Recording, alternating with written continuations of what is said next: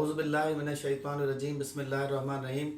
सिंध वासियो, जीअं त तव्हांखे ख़बर आहे त पाकिस्तान पीपल्स पार्टी पंहिंजी उन पुराणी रिवायतुनि खे बरक़रार रखंदे ऐं पंहिंजे पुराणे जेको आहे आमराना अंदाज़ खे इख़्तियार कंदे कंहिं बि मुखालफ़त खे बर्दाश्त करण लाइ तयारु न आहिनि। धरणे खे मुंतशिर करण जी कोशिशि जेको आहे कई वई आहे ऐं उन खां अलावा जेको आहे कराची जे अंदरि, कंदकोट जे अंदरि जंहिं तरीक़े सां पुलिस जे ज़रिए जेको आहे हिन धरणे खे, हिन आवाज़ खे, हिन हक़ खे, हिन सिंध जे जेको आहे आवाज़ खे दॿाइण जी पाकिस्तान पीपल्स पार्टी जेका कोशिशि कई आहे, मां उन जी सख़्तु अल्फाज़ में मुज़म्मत कयां थो। जमात इस्लामी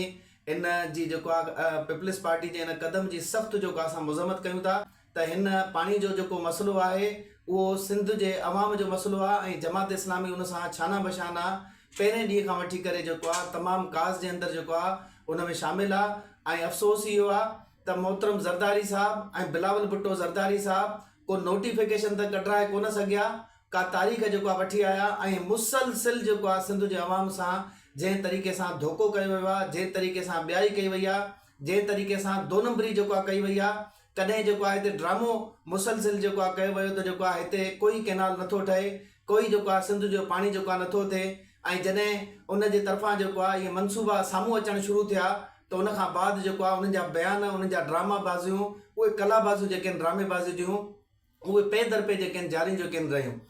बिलावल भुट्टो ज़रदारी साहब ऐं शहबाज शरीफ़ साहब जी मुलाक़ात जे नतीजे में जेका आई त उन्हनि जेको आहे नोटिफिकेशन त ख़तमु कोन करायो, रहंदो जेको आहे CCI जे इजलास में जेको आहे खणी विया। तव्हां सभिनी खे ख़बर आहे त CCI जो इजलास जेको आहे उहो इन ॻाल्हि जी अलामत आहे त उते फ़ैसिला अक्सरियत राय जी बुनियाद ते जेको आहे थींदा ऐं अक्सरियत राय कंहिंजी आहे, सॼी दुनिया खे जेको आहे ख़बर आहे। ऐं पाकिस्तान पीपल्स पार्टी उल्टो हिते जेको आहे उहे योम तशकुर मल्हाइण जे लाइ ऐं जेको आहे एहतजाज खे सबोताड़ करण जे लाइ ऐं जेको आहे मुख़्तलिफ़ जेको आहे हिकु तरफ़ जलसा बि करे थी ऐं ॿिए तरफ़ योम तशकुर जे लाइ जेको आहे कयो थो वञे। जेकॾहिं इन धरणे जे ख़िलाफ़ जेकॾहिं पुलिस पाकिस्तान पीपल्स पार्टी पंहिंजो शर्मनाक किरदारु अदा कंदे जेकॾहिं इन धरणे खे ख़तमु करण जे लाइ को क़दम जेकॾहिं खणे थी त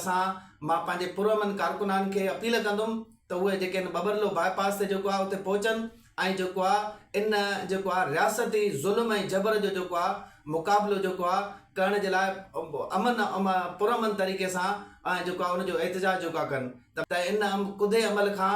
पाकिस्तान पीपल्स पार्टी खे रोकियो वञे ऐं इन पीपल्स पार्टी इन अमल जे नतीजे में, इन करतूतनि जे नतीजे में जेका अवली सिंध जे अंदरि जेका आहे हिकिड़ी नफ़रत जेका आहे पाकिस्तान पीपल्स पार्टी जे मथां जेका आहे सिंध जे अवाम जेका ज़ाहिर कई आहे, इन्हनि कुदनि कमनि जे नतीजे में पाकिस्तान पीपल्स पार्टी जे मथां अञा माण्हुनि जी जेका आहे उहा नफ़रत जेका आहे वधंदी। ऐं जेको आहे पीपल्स पार्टी खे वार्निंग बि ॾियां थो त खुदारा अहिड़ो अमल न कयो जंहिंजे नतीजे में जेको आहे तव्हां जेको आहे उहो पंहिंजो सुभाणे बि बरक़रार न रखी सघो। ऐं मां इहा असांजी पुरअमन जिदोजहद इंशाअल्लाह ताला जमात इस्लामी पंहिंजे प्लेटफॉर्म तां बि ऐं दरिया बचाओ कमेटी जे तरफ़ां बि ऐं सिंध जो जेको अवाम बि जेको आहे हर ज़बान सां ॻाल्हाइण वारो जेको इन हवाले सां पंहिंजो एहतजाज करे रहियो आहे, असांजी इहा सभिनी गॾियल तबक़ात जे तरफ़ां जेका आहे इहा जिदोजहद इंशाअल्लाह असांजी जारी और सारी रहंदी। इंशाअल्लाह कामयाबी असांजी आहे, फतह असांजी थींदी ऐं जेको आहे शिकस्त सां फाश जेके आहिनि इहे कुवतूं जेके आहिनि थींदियूं जेके पाकिस्तान जे ख़िलाफ़, सिंध जे ख़िलाफ़ इहे साज़िशूं जेके आहिनि जोटे रहिया आहिनि। वमा अलैना इल्लल बलागुल मुबीन। अब्दुल फताह डो A4 न्यूज़ 786 लाड़काणो। मज़ीद न्यूज़ एंड अपडेट्स के लिए इस चैनल को सब्सक्राइब करें।